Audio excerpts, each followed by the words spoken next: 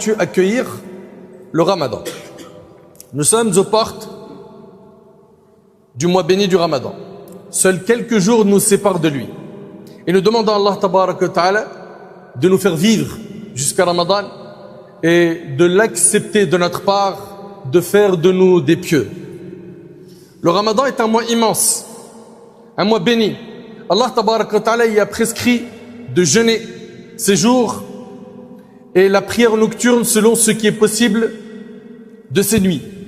Allah ta'ala a distingué ce mois par une nuit qui vaut mieux que 1000 mois. Celui qui jeûne le Ramadan et en accomplit les prières nocturnes avec foi et en espérant la récompense verra ses péchés passés pardonnés. Et j'aimerais, avant l'entrée du mois de Ramadan, m'adresser ainsi qu'à vous des conseils précieux qui sortent de mon cœur et je demande à Allah subhanahu wa ta'ala qu'il trouve une place dans votre cœur. Le premier conseil, toi qui veux bien accueillir le Ramadan, c'est fais le bilan avec ton âme et repens-toi vite avant d'accueillir ce noble invité.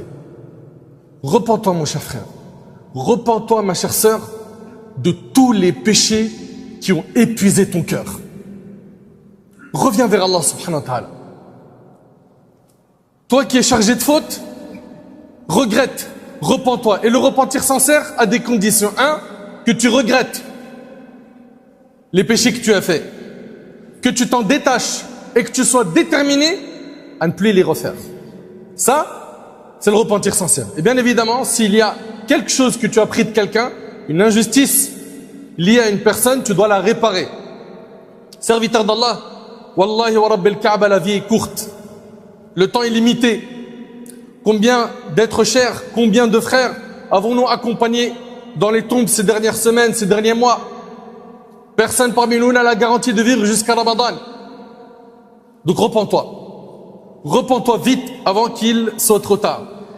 D'après Abu Musa radiyallahu anhu, le prophète sallallahu alayhi wa sallam a dit: certes, Allah tend sa main la nuit pour que se repente celui qui a péché la journée.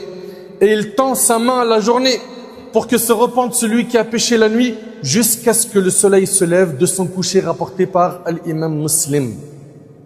C'est-à-dire jusqu'à ce qu'Allah autorise le début des grands signes de l'heure. Et parmi eux figure le lever du soleil depuis l'Occident.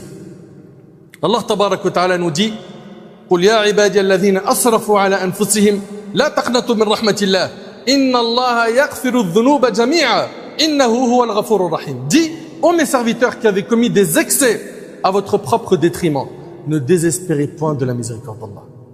Peu importe le nombre de tes péchés, ne désespère pas. Ne te dis pas, c'est fini pour moi, il n'y a plus rien à gratter. Non. Allah nous dit, ô mes serviteurs qui avez commis des excès à votre propre détriment, ne désespérez point de la miséricorde d'Allah, car Allah pardonne tous les péchés, il est le pardonneur, le miséricordieux.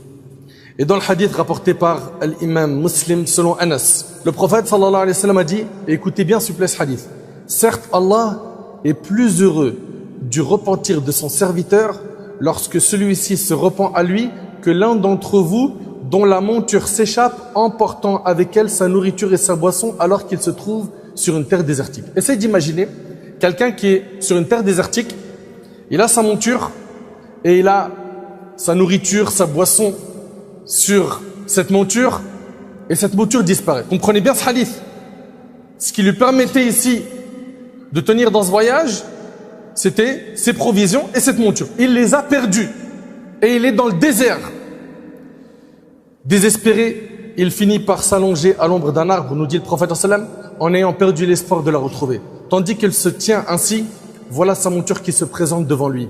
Il la saisit alors par son mort, puis s'exclame fou de joie. Il était tellement heureux de retrouver cette monture qui portait sa nourriture et sa boisson, qu'il a dit: oh Allah, tu es mon serviteur et je suis ton Seigneur. Au lieu de dire tu es mon Seigneur et je suis ton serviteur, il s'est trompé. Et le prophète il a dit: akhta'a min shiddatil farah.